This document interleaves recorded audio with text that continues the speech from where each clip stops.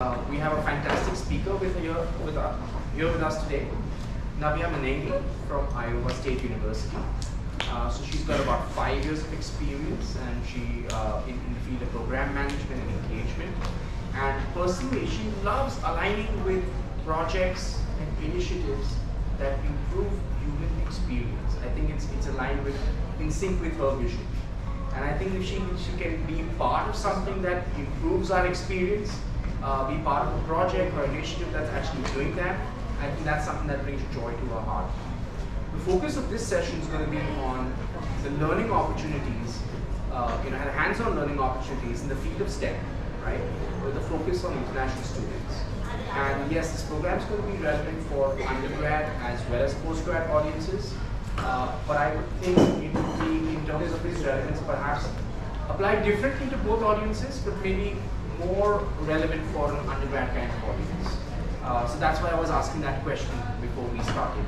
So I guess I'll request Navya to kind of just temper her presentation accordingly. So let me not hold this back any further. I'm really happy that we're starting the second session on time. And over to you. Thank you. All right. So, thank you for the introduction. I'm really excited to be here today. I was born actually in Hyderabad, but then I moved to the United States, to a very small town. I don't know how my parents found it, but somehow they did. And I grew up in Iowa, and I've had the fantastic opportunity on behalf of Iowa State to come back and be able to talk to all of you. Like you said, I want to make sure this session is about helping you find the right university. You have so many options to decide from, and I just want to give you advice on the things that you should look for to make sure that you're actually picking the right school for yourself. I want you to find the best match possible, so I'm going to give you my advice on being able to do that. So before I move on, I will talk a little bit more about hands-on learning. We use that term a lot, but do people know what that is? Can you raise your hand if you're like, I know what hands-on learning opportunities are? Okay, just a few hands, a little bit. Okay, so I will make sure to speak a little bit more heavily on that, because that's what you want to be looking for. You want to have as many hands-on learning opportunities at the schools that you're applying to, no matter if you're an undergrad or a graduate student. And then especially I'm going to be talking about, okay, once you're actually there, how are you going to succeed? I know sometimes like right now you're looking at just getting there, but once you're there, how are you going to be successful? I want to make sure you have the best college experience no matter where you go, so I'll make sure to talk more about that and the things that you should be looking for. Okay, so these are just examples of some STEM majors, just to get an understanding from the audience. I know many of our students are in computer science engineering. If you are, can you raise your hand?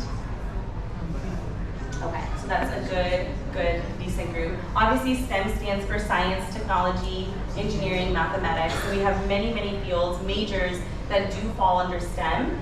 Just take a look at the universities that you're applying for. There's slightly different STEM definitions based on the university. For example, economics, in some places is considered STEM, some places it's not. And the way that it could help, the reason why I'm bringing this up is due to scholarships. Like women that are in the audience, right? STEM scholarships for women, there are many out there. So please keep a lookout for that. So you want to just kind of know which major in STEM that you are focusing on. All right, so in the presentation title, you saw something called Research One. Do you know what Research One means? It's in a lot of the marketing campaigns, it's like blasted on the TV, it's like a part of everything. But do you know what Research One means? Okay, so no, I didn't, and everyone would say Research One, and I'm like, I don't know what that means. So Research One, there's a couple different lists, okay? There's Research One, Research Two, Research Three, but essentially it is talking about how intensive the university is focusing on research efforts and funding that's available to do that research. That is going to be very important for not just undergraduate, but actually especially graduate students, because you want to make sure that the universities that you're going to are going to be advancing your research interests. So the difference is for Research One, it's just how it's classified. So in the United States, there's about 4,000 universities, but only close to 150 are Research 1. So to be a Research 1 university, the school has to offer like a full range of programs starting from undergrad to doctorate level. So it can't just be focused on undergraduate, you will have to have the full range of programs. Like, that's the second bullet point. And the bottom there is about the priority that they're giving to research and the priority for professors to be involved in the research. So when you're looking for schools, just kind of see if they're Research 1, Research 2, Research 3, because that will kind of help you see how involved that school is in the field of research. Okay, so I'm going to talk about the positives of going to a Research 1 school, and then also things to consider, because for everything there's always pros and cons, right? It's not always going to be 100% good. So for positives here, I think the really amazing thing about a Research 1 school is the access to the cutting edge research. All of the faculty that are being hired are really advancing their fields, they're pushing the limits of their field, and that means as students, undergrads, graduates, masters and PhD, you are at the very edge of that research. Okay, you're not behind in the times, and you're the ones that are actually pushing forth, and that's actually a really exciting place to be. So these educators, most of the Research 1 professors, they get hired, actually their contract is, please do research at our school. So you're having faculty that are really, really involved in the research. So that means in the classrooms, they're going to be talking about it.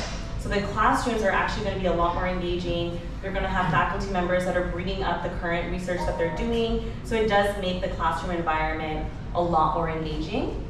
And this is where you may have noticed, especially if you, for example, stopped by the Iowa State's table, I know some of you did, there's actually a very, very fine-tuned disciplines that you can study. It's not just going to be, for example, biology. It's going to be bioinformatics, biological systems engineering, right? There's going to be very, very niche topics that you can study, and that has to do with the faculty that are able to offer their research for you to study. So that's actually, I think it's a very cool benefit, because you can add in majors and minors. So by the time you graduate, it's not going to just say biology, but you can personalize your education a bit more. So the bottom here has to do with kind of the facilities at a Research 1. Typically, right, if a university is really investing in research, they're going to make sure that their facilities, their labs are high tech. It's not going to be something from the past. They put a lot of their funding towards making sure that these labs are the next level and are really pushing towards the cutting edge. This is kind of a big one here for undergrads that are in the room. Usually a lot of Research 1 schools give funding for undergraduate students to participate in that research. So that's kind of a big bonus. So even if you are an undergrad and not even a graduate student, professors will be able to invite you into their lab. So that's kind of nice. And funding means that you get paid for it. So you get scholarships, you get hourly pay, because they're really supporting undergraduate research. And actually, this is really nice. I know you're a mix between undergrads and grads, but the fact that Research 1 schools have everyone, right, undergrads to doctorates, it really mixes up the group. So you get to connect with each other as well. Okay, so these are just an example. This is biology 42311. This is a type of class that you would see at a Research 1 facility. This is actually in a zebrafish lab, and this is like your class. You're not reading a textbook about it, you're actually participating in the research with the professor. So that's what happens once again at a Research 1, because they are going to be inviting you to do their research with them and not just reading about it in a textbook.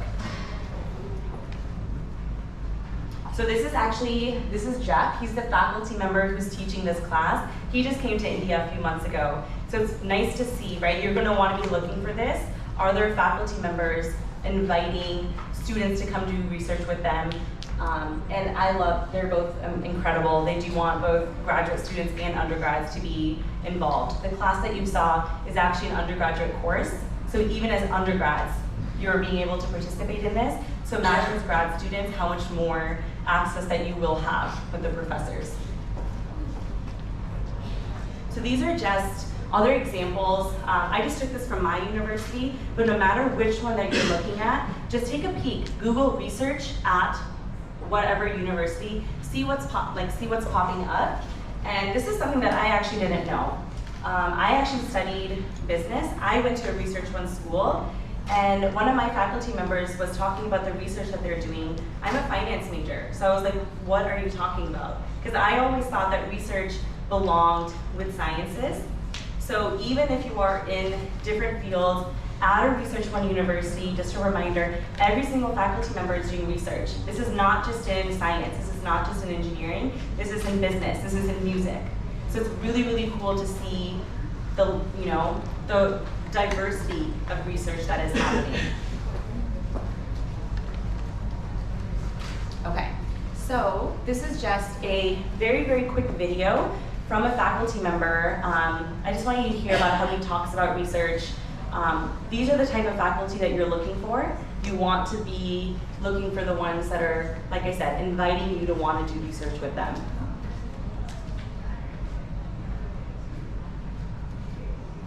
Hi everyone, I'm Don Sakaguchi. I'm a professor of genetics, development, and cell biology at Iowa State University.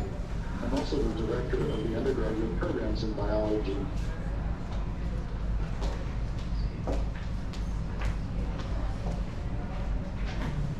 Hi everyone, I'm Don Sakaguchi. I'm a professor of genetics, development, and cell biology at Iowa State University. I'm also the director of the undergraduate programs in biology and genetics, and I'm here to tell you a little bit about undergraduate research at Iowa State. You can see here I'm in my research lab, and I've got some students in the background here that are actually conducting an experiment today. Currently in my lab this semester, I have 14 undergraduates that are conducting research. They're from various majors, including biology, genetics, a couple of engineering undergraduates, microbiology, biochemistry. So the work that goes on in my lab is interdisciplinary, so it's not unusual to have biologists working side by side with engineers on the bench conducting experiments together. The genetics. Hi everyone, I'm Don Sakaguchi. I'm a professor of genetics, development, and cell biology at Iowa State University. I'm also the director of the undergraduate programs in biology and genetics. And I'm here to tell you a little bit about undergraduate research at Iowa State. You can see here I'm in my research lab, and I've got some students in the background here that are actually conducting an experiment today. Currently in my lab this semester, I have 14 undergraduates that are conducting research. They're from various majors, including biology, genetics, a couple of engineering undergraduates, microbiology, biochemistry. So the work that goes on in my lab is interdisciplinary, so it's not unusual to have biologists working side by side with engineers on the bench conducting experiments together. We're sitting here in my lab. It's part of the Nanovaccine Institute. It's in one of the newest buildings here on campus at Iowa State University. And I just thought that I would share a little bit about what's going on. The students in the background are actually conducting experiments. These are experiments looking at the growth of retinal progenitor cells that are being subjected to different types of experimental manipulations. The work that they're conducting has implications for perhaps retinal degenerative diseases and therapies using cell-based approaches. At Iowa State, there's lots of opportunities for undergraduates to conduct research in research labs.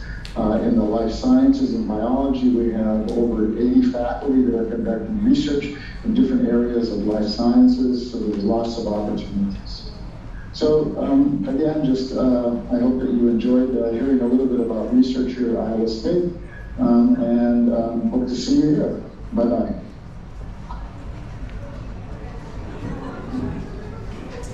So I just want to point out one thing that he mentioned, the word interdisciplinary. That's another really cool positive about Research One, is that you do mix fields and not just focused on one. Okay, if you have your phones, go ahead and take a picture of this, because these are the things that when you are looking for schools, you want to be asking either the professors, me, people like me at the tables, like the admission counselors, if you want to be asking these questions. The first one is actually something that you should do your own research on. So think about your career path, where you want to be, what you want to discover. Make sure that that university is even offering research in your field. So, tonight or whenever you have time, take a look at the list of faculty members within the programs that you're applying to and write down the research that they're doing. Because the research that they're doing, if that's interesting to you, that's who you're going to be working with. So you want to make sure that that university even has the research that you want to get into. The other ones here, like I said, these are the things that you want to be asking. So the second one is a little bit more targeted for undergraduates. And the reason being is usually Research 1, they're fantastic for graduate students, right?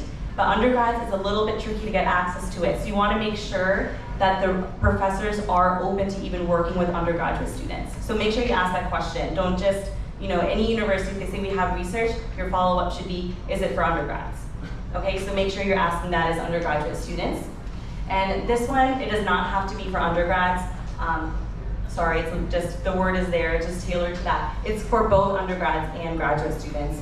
Are you able to get access to that research and have an active role on the team? What facilities are even available at the university? Are the labs that they have the ones that you want to be in? Funding for your work is very important, because even if they have that research, are they going to be paying you? Do they have grant money to actually fund the research that you want to do? And then this one here, I'll talk a little bit more about this. But research universities are actually pretty huge. Like Iowa State, for example, is over 30,000 students. Many research universities are big, so I'll give you some tips on how to make it feel smaller, but this is something to consider, right? Like if you're a student that may not thrive in a really, really big community, classrooms with 30 to 400 students, 300 to 400, you do want to think about this, like how do I make that university feel smaller for myself and get access to community? Okay, so just really quick, what do you think is an advantage in the job market? Like, what do you think employers are looking for? If you think it's your grades and GPA, do you want to raise your hand? Okay, I'm seeing some yeah, that could be it. That's usually typically the first response I get when I say what are employers looking for. Usually it's my academics. It's not. So this is another picture that you may want to take. This is actually from the NACE Job Outlook survey. This is the National Association that really looks into job research.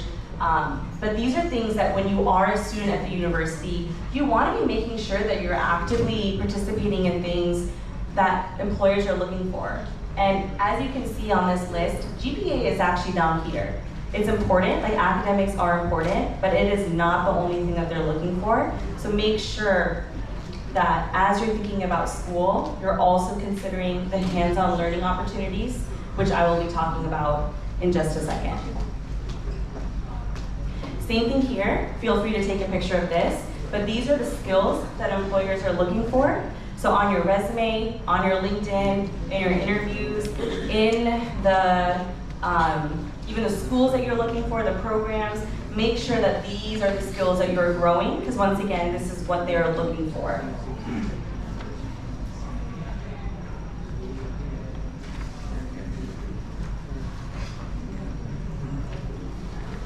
Okay. So just due to time, I'm going to pause through these videos. I'm going to go through my slides, and at the end, if you are interested in hearing about student experiences, these are all students who went through the job hunt, who all went through the universities. So I will share these with you at the end if we have additional time. What I want to focus on is actually this quote. It's one of my favorite quotes from Maya Angelou, but I kind of tweaked it just a little bit. So my mission in college is not merely to get good grades, but to thrive.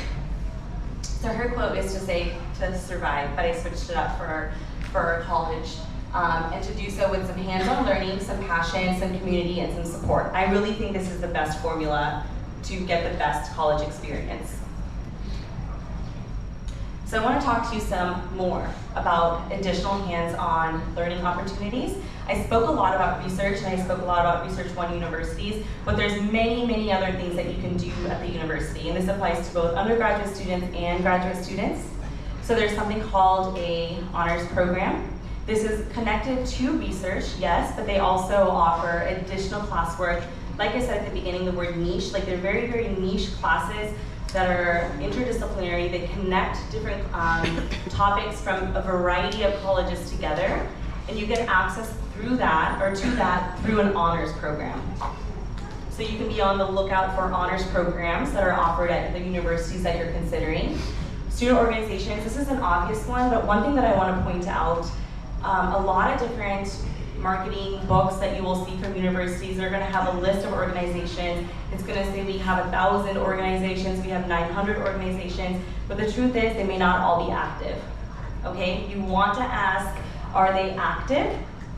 Like, are people actually going to these things, or is it just listed on the website? Because there's a lot of organizations that aren't really active, and this becomes important. If you're looking for professional opportunities that are through student organizations, and also community. Like if you were really excited that there's an Indian Student Association at the university, then you get there and you found out that it was actually something from 4 years ago and it's only 2 people in the program or in the org, that may not be what you're looking for. So do ask, are they active? And even the professional ones that I'm talking about, are they sponsored by companies? Like for example, one of the ones that we have at Iowa State is sponsored by Microsoft, right? Like that means we have a direct connection with them. Those are things that you can ask for to make sure, are they actually good student orgs? They're project-based classrooms. This means that you're going to a class and it's not just a professor who is talking to you. They're actually going to be putting you into groups where you're actively working on projects together. Like for example, there's a classroom where you're actually building an app for a nonprofit in the community. So it's actually a class that's connected to a member in the community, and your homework is actively building something for them. So you're learning the skills, but you're doing it through a project, and that connects back to what employers are looking for, right? They want to see that you have those skills. So see if the university offers project-based classrooms. These are a bit more obvious, right? Like you want to make sure that you're getting internships, co-ops, campus jobs. Don't just look for the typical job, right? Like if you're interested in computer science, work for IT, right? Don't just work for a random department, but find jobs that are really tailored to your interests. I'm gonna jump over to women in science and engineering. These are actually not very common. So if you are a woman who is in science and engineering, check the university to see if they offer a program just for you and give you access to different professional opportunities, taking you to conferences, getting you funding, giving you scholarships. It is a thing. Like at Iowa State, it's called WISE, Women in Science and Engineering. Each school may have a different word for it, and some may not even offer it at all. And if you are a woman in a very male-dominated field, it is wonderful to have the backup of a support and community. So look for women in science and engineering. If there's anything else that you see on this and you want to talk to me more, let me know. I can give you more details about hands-on learning. Like I said, I can show you some of these student experiences at the end if you are interested. So I want to talk about community and the way to find some community. This is actually really important for graduate students.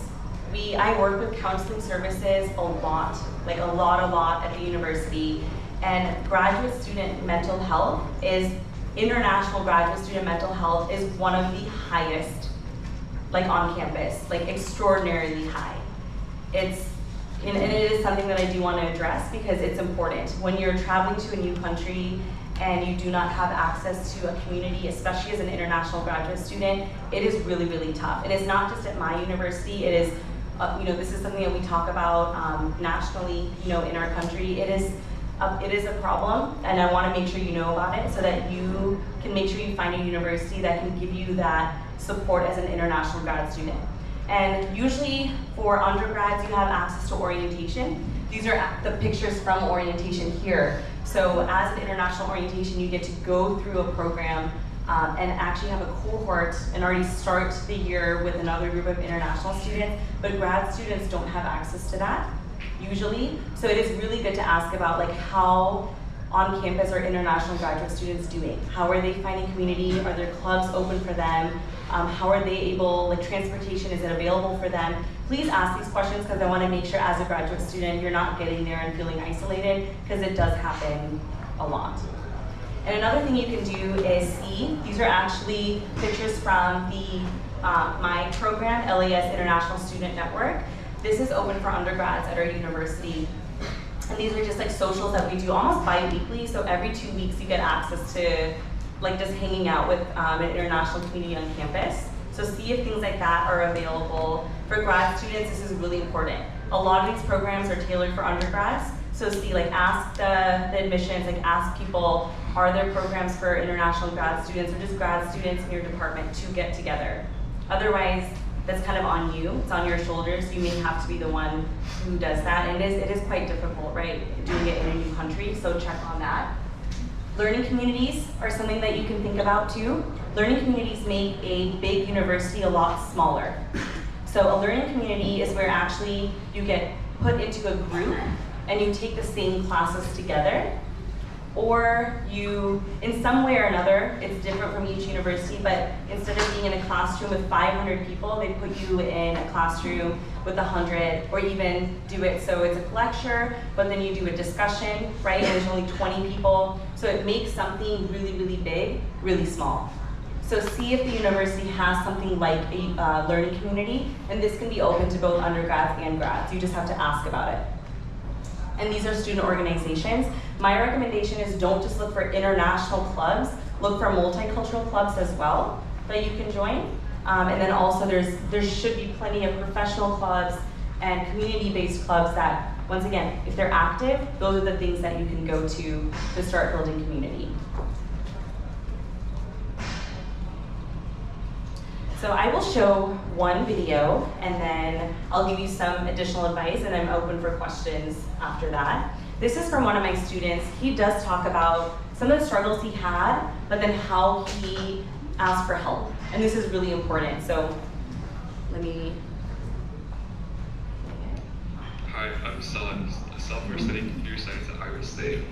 When I first got to Iowa State, I quite honestly faced a lot of difficulty adjusting to the United States in college. Now this was coupled in with a lot of personal things happening in my life at the time, which created a lot of mental health challenges between me and my academics. On top of all that, it's a huge transition after all for anyone to come to college, let alone the unique circumstances that we as international students have in our personal transitions. Now fast forward to the end of that first semester, after all the struggle I faced, it wasn't a great experience, and at the time I felt quite hopeless, having so much regret of being here. I did so poorly in my classes, and I was just really ashamed. I won't be exact, but my GPA was pretty horrible. And now I quite distinctly remember at the end of my first semester, my advisor reaching out to me saying, hey, why haven't you registered the classes yet? Do you need help scheduling? And me not having done it, because internally I just felt like I should give up and drop out. Now, that might be a little dramatic, I know. But that first semester felt like it would define me for the rest of my college and have a huge impact on my degree. Fast forward to just 2 semesters later, on my 3rd semester, I'm doing well in my classes. I'm a teaching assistant in the very same computer science class that I failed my first semester. I have an internship lined up next summer at a really exciting company in Pennsylvania, and I'm also on the board of a STEM networking club. Now these are all things that I could not have imagined being possible whatsoever at the end of that first semester. And of course, that didn't just come out of nowhere. The best decision that I made so far in college would be that at the end of that first semester, I didn't give up. The steps I took the following semester put me in the position that I am in today. Now, Iowa State has so many fantastic resources that you can utilize to succeed. The ones that really helped me in my time of need was my academic advisor, academic support from academic coaching and resources in the Student Success Center, the free tutoring provided by the university for international students, student counseling services, student career services, and many more. Throughout my journey, I also happened to meet Navia, who's part of the Liberal Arts and Sciences Student Success. She's been a great support, and really, at the lowest point, she gave me the belief that I can do it. Throughout everything, all these resources culminated giving me the confidence and support that I need to push myself towards success in both my academic and personal life, and really turn myself around in my trajectory. I'd say the most important thing I've learned throughout all this is that failure is okay. Failure doesn't define you. Furthermore, if you need help, no matter how ashamed you are, just reach out. There's so many excellent resources here on campus that can help you be successful in all aspects of college and your life, and they're all more than willing to help you. Everyone here wants you to succeed, and that applies to mostly everyone. Ames is just a friendly town. everyone here is nice. It's important for you to realize when you need help, and it's okay to ask for it. And that's what those resources are there for. This mindset has led me to where I am today, and I'm beyond excited to further see what I can achieve and what lies in my semesters ahead. Especially knowing that those resources are there for me in my time of need. If I were in your shoes, I'd consider that when looking at universities. The dedicated resources that they have for your success, especially when you need them the most, because life happens. And it's nice to know that you're surrounded by people that care for you.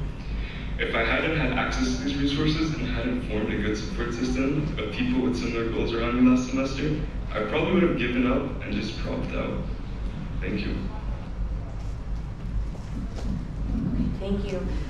He reached out to me actually, and he was like, I really want to talk about this because from where he is from, asking for help isn't what people do. And like he said, he almost dropped out. So he used a lot of the resources that were available on campus. He sought them out, he asked for help, and he's doing great. And it's because he did. So I do want to remind you, as you're looking for universities, see if you already know there's things that you struggle with, make sure that their services are one, free or accessible, and if they exist, right, you want to make sure that that university does provide that for you. So that could include counseling, it could include disability services, whatever it is, make sure that it does have that for you.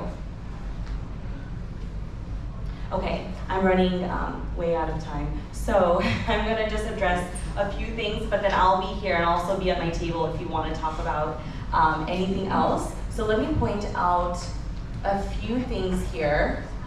One, this is really big.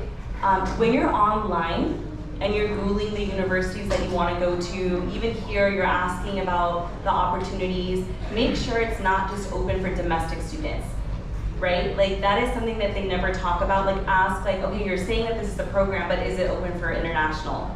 Like it is something that you do have to ask because a lot of the funding that programs are there from, like the funding, is sometimes it's only open for citizens. And if it's, you see it on the website and you're like, that is something that I want to do, and you get there and it's actually not open, that happens a lot. So make sure that you're asking, okay, is it actually open for international students? Okay, this is a really, really big one. And then down here, I'll talk about this, and then, like I said, feel free to come ask me any questions. Usually opportunities at the universities, this is a little bit more for undergraduates, do come in the form of emails, newsletters, and Instagram. This sounds kind of silly, but it is so, so true. Like we are talking about fellowships, like national awards and fellowships, they will email you. Or if it's an opportunity for a scholarship, it's in your email. Or if it's an opportunity for a social or going to a conference, it's in your email. So please, please check your email. I tell my students, just do 45 minutes every Sunday or every Saturday, go through every single one of your emails and highlight the things that sound like opportunities that you want to engage in and follow up. And I'm saying this because you will probably get hundreds of emails per week and it gets overwhelming and most people just start deleting or they don't really read through, but that is how you miss on scholarships, that's how you miss out on conferences, that's how you miss out on a lot of things. So please make sure, like however the university is communicating to you, take time every week, 30 minutes, and like literally highlight everything that is open and start joining, because that is how you make a very, very successful experience. I can talk about this forever, but I don't have that time. So like I said, I'll be here if you have questions. I would love to help you. Like I said, I'm really good at helping students find the right fit, help you find the right questions to ask. So if I can do that, just let me know. And I'll also be at the Iowa State table if you want to talk to me some more. Thank you.